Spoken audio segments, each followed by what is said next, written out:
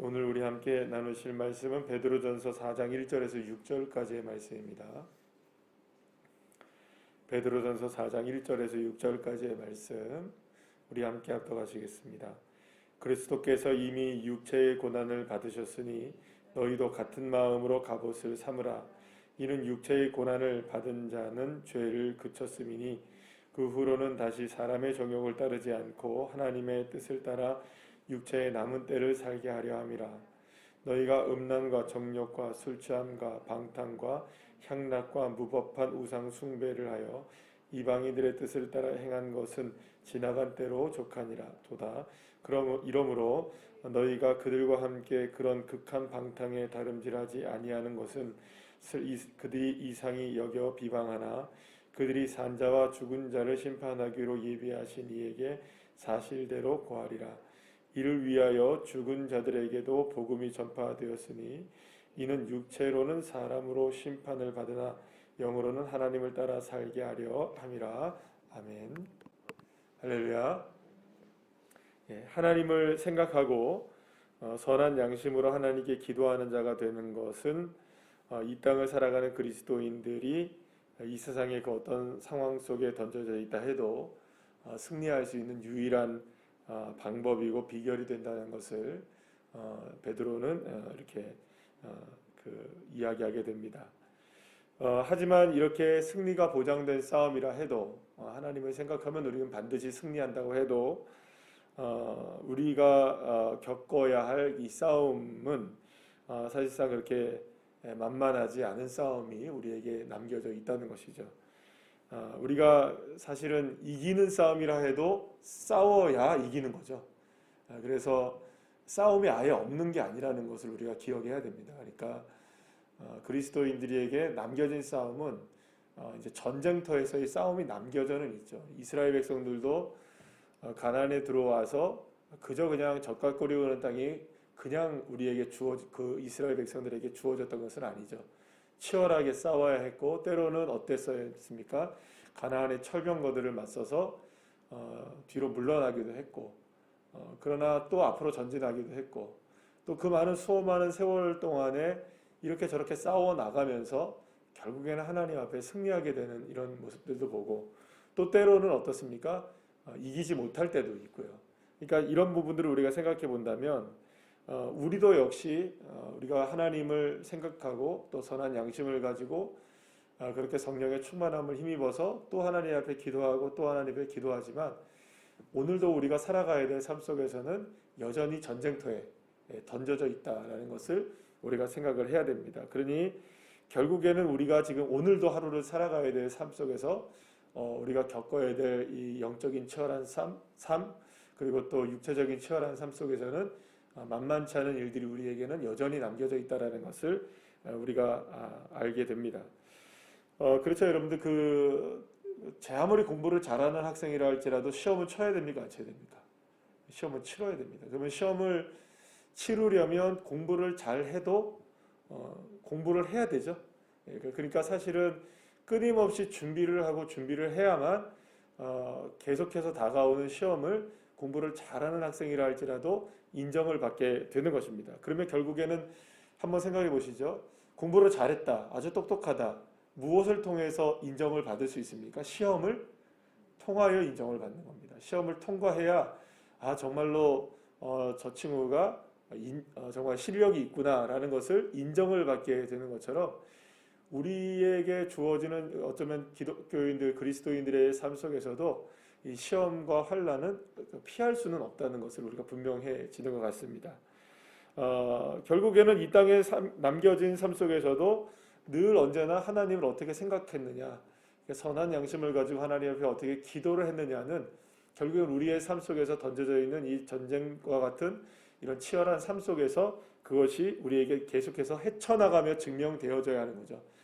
그러니까 계속 말씀드리는 것처럼 저와 여러분에게 어려운 일들이 그냥 그쳐지지 않습니다. 그러면 그게 계속 다가오고 그것이 우리의 삶을 어렵게 만들고 때로는 염려와 근심에 쌓이기도 하게 하지만 중요한 것은 거기에 휩싸이지 않고 어떻게 그것을 해치고 나와서 하나님 앞에 기도하느냐, 그런 믿음을 가지고 우리가 주님 앞에 나아가느냐의 문제가 훨씬 더 중요한 것이라고 볼 수가 있는 것이죠. 그래서 그런 의미에서 우리에게는 날마다 두 갈래의 길이 존재하는 것이라고 볼 수가 있습니다. 우리가 언제나 어느 순간에나 두 갈래의 길이 우리에게 던져져 있는 것이죠. 하나는 그러면 이걸 어떻게 우리가 해결할까? 육체의 길을 선택하는 길이죠. 그래서 세상 사람들이 따르는 그 길을 따라가는 겁니다. 그래서 오늘 본문에서 보게 되면 음란과 정욕과 술 취함과 방탕과 향락과 우상 숭배, 그래서 이방인들이 길을 따라가는 그 길을 따라가서 그것으로 해결해 보려고 하는 노력을 우리에게 할 수가 있게 되는 길이 열려지는 거고요. 또 다른 한 길은 무엇입니까? 영의 길이죠. 그래서 그 순간에도 누구를 생각하고 하나님을 생각하고 선한 양심을 가지고 어떻게 해서든지 하나님 앞에 말씀과 기도의 자리로 나오고 또 기도하고 또 기도하고, 그렇게 이제 하나님 앞에 이런 두 갈래의 길이 있다는 것을 우리가 알게 되죠. 그래서 사도 바울은 자신의 인생 가운데 믿음이 좋은데도 불구하고 뭐라고 고백을 합니까? 오호라 나는 곤고한 사람이다. 로마서 7장에서 그렇게 고백을 하잖아요. 하나로는 하나님의 법을 따르지만 하나로는 또 무슨 법을 따라갑니까? 죄의 법을 따라가는 안타까운 인생의 모습이 자신의 삶 속에서도 날마다 이렇게 있다는 것입니다. 치열한 싸움이 우리에게 있는 겁니다. 한쪽으로는 영적인 삶을 살기를 원하고 한쪽으로는 여전히 육체의 삶을 살기를 원하는 그런 모습들이 우리에게 두 갈래의 길이 날마다 이렇게 존재를 한다는 겁니다. 무엇보다 하나님을 생각하며 산다고 해도 살아가야 할 공간은 현실이기 때문에 이것을 우리가 피할 수가 없는 것이죠. 하나님을 생각하면서 소망을 다짐하고 또 다짐해도 돌아서면 무엇이 또 이렇게 우리를 어렵게 만드나요? 육체의 정욕이 우리를 늘 언제나 어렵게 만들게 되죠. 그래서 오늘 근데 이제 베드로는 무엇을 이야기하냐면 3절 말씀에 보면 지나간 때로 족하다라고 얘기를 합니다. 그러니까 이게 무슨 말이냐면 우리가 이미 경험해 왔던 이전의 육체적인 삶 속에서의 우리가 경험했던 많은 어려운 일들 속에서, 그러나 오늘도 우리가 그것을 똑같이 갈림길에 선다 할지라도 우리가 한 가지 분명하게 생각해야 되는 것은 우리의 육체의 남은 때의 삶 속에서 이미 우리에게 지나왔던 육체의 삶은 지나간 것으로 족하게 해야 한다라는 것이죠. 다시 말하면 중요한 것은 이것이 우리에게 끊임없이 다가오긴 하지만 우리에겐 이미 지나간 일이라는 걸 생각해야 된다는 겁니다. 그건 무엇 때문에 우리가 이것을 지나갈 수 있게 되었나요? 예수 그리스도의 십자가의 은혜 때문인 것이죠. 주님은 우리의 과거를 그리고 또 오늘과 현재와 미래의 모든 삶 속에서 저와 여러분의 죄를 다 용서하시고 우리의 부족함과 연약함들을 이기게 하실 수 있도록 십자가의 능력을 저와 여러분들에게 허락해 주심을 믿으시길 바랍니다. 그런데 이 중요한 것은 계속해서 세상은 우리를 가만히 두지 않는다는 거죠. 만만치 않게 공격을 해온다는 거죠. 우는 사자와 같이 돌아다니며 삼킬 자를 찾고 있고 돌아서면 발톱을 이렇게 숨기고 있다가 확 드러내서 우리를 사로잡아 오는, 바울도 그렇게 고백을 하죠. 사로잡아 오는도다 이렇게 고백을 하는데 그런 일들이 우리에게 끊임없이 다가온다는 것입니다. 그럴 때에 우리가 어떻게 해야 되느냐, 그 방탕함과 이전의 삶으로 우리가 돌아가서 세상의 넓은 길로 가는 것이 아니라 여전히 우리는 좁은 길인 그 길을 택해야 된다. 그래서 여러분들 그 철로역정에 보게 되면 지난번에 이야기를 잠깐 금요철에 뵀던가 드린 것 같은데, 철로역정에 보면은 안내자들이 나와요. 크리스찬이 이제 시온산을 향해서 나가는 길이 있는데 그 길을 쭉 가면서 어떻게 가야 되냐 물어봅니다. 주인공 크리스찬이 앞으로 갈 때 많은 갈림길이 있을 텐데 어떻게 가야 하나요? 내가 어떻게 거기 그 갈림길 속에서 하나님이 원하시는 길을 찾을 수 있나요? 라고 얘기하니까 그 안내자가 무슨 얘기를 하냐면 간단합니다 얘기하는 거예요. 간단합니다. 어떻게 간단하냐? 두 갈래의 길이 나올 때마다 한 길은 반드시 넓은 길일 겁니다. 그리고 또 한 길은 분명히 좁은 길일 겁니다. 그래서 넓대로 넓은 길로만 가지 않으면 됩니다. 그렇게 얘기하는 거예요. 여러분 간단하죠. 간단하다고 얘기하는 사실은 간단하지 않습니다. 사람들은 어디로 가려고 하니까요. 결국에 넓은 길로 가려고 하니까, 편안한 길로 가려고 하니까, 좁은 길로 가려고 하는 사람들은 없으니까. 그러나 그 순간에 아주 명확하게 결정을 내려주는 겁니다. 간단하다. 그러고 보면 여러분들 간단합니다. 하나님을 생각하는 거 간단하겠죠. 어떻게 보면 그런 상황 속에서 누구를 생각하는 것, 하나님을 생각하자. 간단하죠. 그러나 그게 만만치는 않은 겁니다. 그러니까 우리에게 주어진 이 영적인 삶이 좁은 길로 가는 삶이라는 것이 쉽다라고 얘기하지는 않습니다. 결코 쉬운 일은 아니죠. 만만치는 않죠. 그러나 간단은 한 겁니다. 명확하니까요. 그 순간에 누구를 생각하면 될까요? 하나님을 생각하고 이겨내는 것이고 선한 양심을 가지고 이겨내는 것이고 그것이 전부 다 무엇으로 드러나야 됩니까? 우리의 믿음으로 드러나야 되고 우리의 기도의 자리에서 그것이 증명되어져야 하는 것이죠.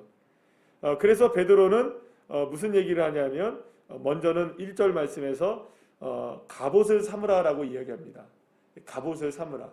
여기서 갑옷을 입으라는 이 말은 어떤 의미를 가지고 있을까요? 예수 그리스도께서 십자가에서 뒤로 물러나지 않으셨던, 이거 오늘 1절 말씀에서 그러죠. 예수님께서 육체의 고난을 받으셨으니 너희도 같은 마음으로 갑옷을 삼으라라고 말씀하고 있는데 예수님께서 뒤로 물러갔습니까? 안 물러갔습니까? 물러나지 않으셨죠. 그래서 예수님도 십자가를 결코 피하지 않으시고 정면 승부를 하셨죠. 정면 승부를 할 수 있었던 이유가 뭔가요, 여러분? 누구를 바라봤기 때문일까요? 하나님을 바라봤기 때문이겠죠. 그럼 여기서 말하는 이 갑옷이라는 것을 그 바울이 이야기하는 것을 에베소 6장에서 말씀하는 것으로 말하면 네 글자로 뭐라고 얘기할까요? 전신갑주를 이야기합니다. 전신갑주. 전신갑주라고 이야기하는데 그 어떠한 상황 속에서도 우리가 공격을 당한다 해도 그 공격을 이겨낼 수 있는 전신갑주. 그것이 우리에게 있어야 한다는 것이죠. 다시 철로역정에 관한 이야기를 드리면 철로역정에서 이 크리스찬이 시온산을 이제 가는 여정 속에서 누구를 만나게 되면 마귀를 만나게 됩니다. 아볼로온이라는 존재를 만나게 되는데요. 그 아볼로온이 계속해서 공격을 해와요. 엄청난 공격을 해와요. 그러니까 그게 이제 성에서 전신갑주를 입고 나서 이제 그 마지막 이제 순례 여행을 떠나게 됩니다. 순례 여행을 떠나는데 아볼로온이라는 존재, 그러니까 마귀의 존재죠.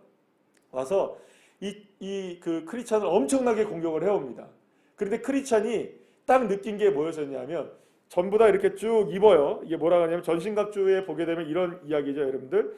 그 진리의 허리띠를 띠고 의의 호신경을 붙이고 복음의 신을 신고 믿음의 방패를 가지고 구원의 투구를 쓰고 또 성령의 검을 가지고 곧 말씀의 검을 갖는 거죠. 이렇게 갖는데 이렇게 갖고 나가는데 뭔가 뒤쪽에서 이렇게 느낌이 싸한 느낌이 들었어요. 이 크리스찬이. 내가 지금 등 쪽으로는 가지고 있는 게 없구나. 방패도 앞에 있잖아요. 이렇게 검도 앞쪽에 있잖아요. 내가 뒤를 못 보잖아요. 그래서 뒤쪽에서 다가오는 이거를 내가 어떻게 해야 되느냐 했을 때 크리스찬이 잠깐 고민을 하다가 무슨 생각을 하냐면 내가 이거를 정면 승부를 해야겠구나라는 생각을 합니다. 그리고 뒤로 돌아섭니다. 그러니까 아볼론이 있는 거예요. 그리고 정면적으로 승부를 합니다.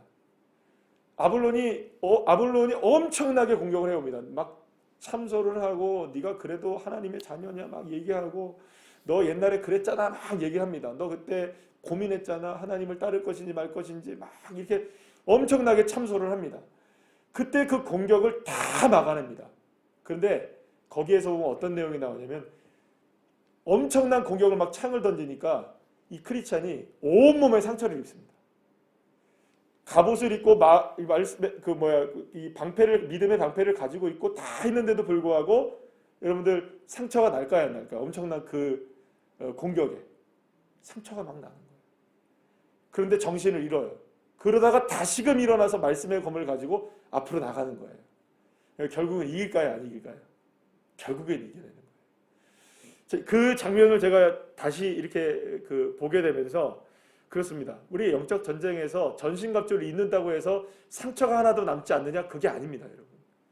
예수님도 십자가를 짊어지시고 하나님을 생각하고 갑옷을 입었지만 온몸은 어떻게 됐습니까, 여러분? 온몸은 만신창이가 되셨어요. 그리고 결국에는 어떻습니까? 십자가에서 죽기까지 하셨습니다.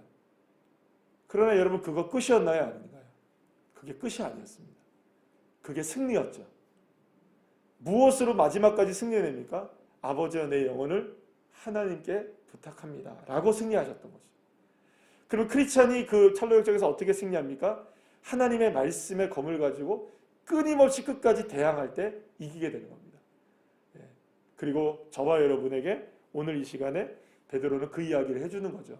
우리가 어떻게 이길 수 있느냐. 수없이 갈림길에 서고 그 상황 속에서 우리가 던져져 있는 상황 속에서 우리가 한 가지 기억해야 되는 건 전신갑주를 입을 수 있는 방법밖에 없는 겁니다. 그러니까 그 전신갑주를 입는다 해도 우리에게 무엇이 있을 수 있습니까? 상처가 계속 납니다. 그러나 그 상처 속에서도 우리가 붙잡아야 될 그분은 주님이 한 분이신 거죠. 그럴 때 저와 여러분을 하나님께서 역사해 주시니 믿습니다. 그래서 오늘 본문에 5절 말씀에 보면 이렇게 얘기합니다. 그들이 이상하게 여기서 우리를 비방하나 그들이 산자와 죽은 자를 심판하시기로 예비하신 이에게 누굽니까? 하나님이시죠? 산자와 죽은 자를 심판하시는 이가 누구십니까? 우리 하나님이시잖아요. 그분에게 뭐라는 겁니까? 사실대로 고하라, 기도하라는 말입니다. 그러니까 우리가 내가 지금 처해 있는 상황을 사실대로 뭐하라는 겁니까? 하나님께 기도하는 방법밖에 없다는 거죠. 그러니까 지금 베드로는 끊임없이 뭘 하라고 얘기하는 겁니까? 우리에게 기도하라고 얘기합니다. 그래서 생각해보면 그렇습니다. 왜 베드로는 별로 그렇게 기도와 연관되어 있는 사람이 아니잖아요, 그죠? 우리가 생각할 때 베드로 하면 와 기도의 사람 생각납니까 안 납니까? 그렇게 안 나는데 계속해서 간구하라, 기도하라 막 이런 얘기를 계속하고 있어요. 왜 그럴까요, 여러분? 생각해보면 실패자였잖아요, 기도에. 가장 기도해야 됐던 겟세마네 동산에서 기도해야 됐던 순간에 기도하지 못했던, 그리고 잠을 자버렸던 베드로였기에 자기에게 뼈아픈 과거가 있는 거예요. 그러니 그 순간에 뭘 해야 하는 겁니까? 기도했어야 되는데, 그 순간에 내가 깨어 있었어야 되는데, 그 순간에 주님의 십자가를 바라보면서 같이 함께 기도했어야 되는데 기도의 자리를 잊지 못하고 원망하고 저주하는 자리에 있었고 도망치는 자리에 있었단 말이에요. 그러니까 더 이상 그러지 않겠다는 거죠. 이제 더 이상은 뒤로 물러가지 않겠다는 거죠. 그 상황 속에서 무엇으로 이겨내겠다. 믿음을 가지고 하나님을 생각하며 기도하며 간구하며 오늘 말씀에 고하는 것으로 내가 이겨내겠다. 하나님, 내 앞에 이렇게 죄가 있습니다. 하나님, 내 연약함이 있습니다. 나의 고난이 있습니다. 그러나 내가 오늘 이 시간에 좁은 길로 걸어가게 해주세요. 상처가 막 납니다.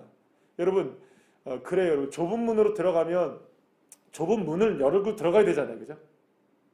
왜 사람들이 그러니까 좁은 문으로 가려면 먼저는 뭘 통과해야 될까요, 여러분? 좁은 길을 걸어가야 돼요. 왜 좁은 길 걸어가기 싫을까요, 여러분? 잘 생각해보세요. 좁은 길 걸어간다고 생각해보세요. 그 권사님들이나 등치가 작으신 분들은 좁은 문을 잘 들어갈 수 있겠지만 저 같은 사람은 좁은 문 들어가면 어떡할까요, 여러분? 다 까질 거예요. 난리가 날 거예요. 만약에 여러분들이 한 명 들어갈 수 있는, 예를 들어서 왜소한 체격의 여성분이 들어갈 수 있는 좁은 길을 간다면 등치 큰 남자 같은 사람이 가려면 어떻게 할까요, 여러분? 그걸 생각해 보시라고요. 상처투성이겠죠. 그러면 잘 갈까요, 안 갈까요? 좁은 문으로 들어가야 된다는 걸 알지만 좁은 길을 걸어가기는 싫은 거죠.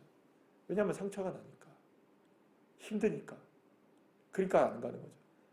그러나 그 순간에도 우리가 해야 될 게 뭘까요? 끊임없이 하나님께 고하고 기도하며 이겨내고 버텨내고 견뎌내면서 그 길을 끊임없이 걸어가는 거죠. 내 상황과 내 모습이 비록 이렇게 처절한 인생을 살아간다 할지라도 끊임없이 주님을 소망하고 내가 이 길을 걸어가서라도 무엇을 제끼고 말겠다. 좁은 문을 열고야 말겠다. 할렐루야. 이 믿음의 싸움을 우리가 지금 싸우고 있는 것이겠죠. 그렇기 때문에 우리가 소상하게 하나님께 기도하는 건 굉장히 중요한 것이라고 생각합니다. 이 사실대로 고하라고 말하지 않습니다.